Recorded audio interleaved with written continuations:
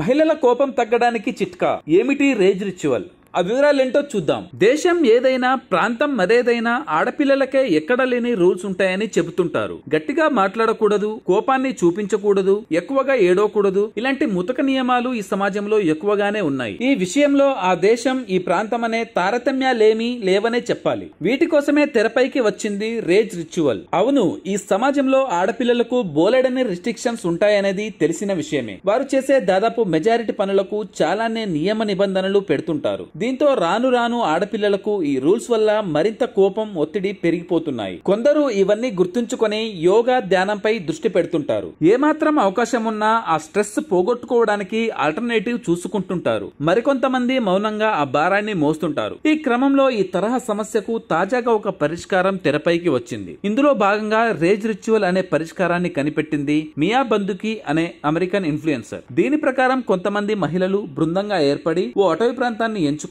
వీలైనంత వరకు వీకెండ్ సమయాల్లో అక్కడికి వెళ్తారు. ఈ సమయంలో తమ మనసులోని భారమంతా దిగేలా, ఒత్తిడంతా పోయేలా గట్టిగా అరుస్తారు. ఈ క్రమంలోనే అక్కడున్న వస్తువులను విరగ్గొడతారు.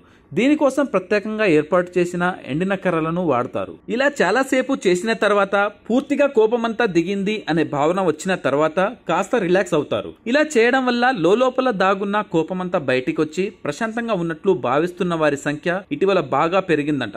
దీంతో ఈ రేజ్ రిచువల్ కు ప్రాధాన్యం పెరుగుతోందని అంటున్నారు. దీనికోసం 1 రోజు 2 రోజుల ప్యాకేజీలో ఉంటాయి. వీటి టారిఫ్ రూపాయలు 3 లక్షల నుంచి 6 లక్షల వరకు ఉంటుందని చెబుతున్నారు. ఇంట్లో వేరే వాళ్ళకి అసౌకర్యం కలగకుండా, వస్తువులు పాడవకుండా, పోలీస్ కేసుల ఊసే లేకుండా ఇలా ప్రశాంతమైన ప్రదేశాలకు వెళ్లి మనసును కూల్ చేసుకోవడం కోసం ఆ మాత్రం ఖర్చు పెట్టడానికి పలువురు మహిళలు ఏమాత్రం వెనకాడటం లేదంట. దీంతో శతకోటి సమస్యలకు అనంతకోటి ఉపాయాలంటే ఇదేనేమో అని నేటిజన్లు కామెంట్లు పెడుతున్నారు. Thanks for watching.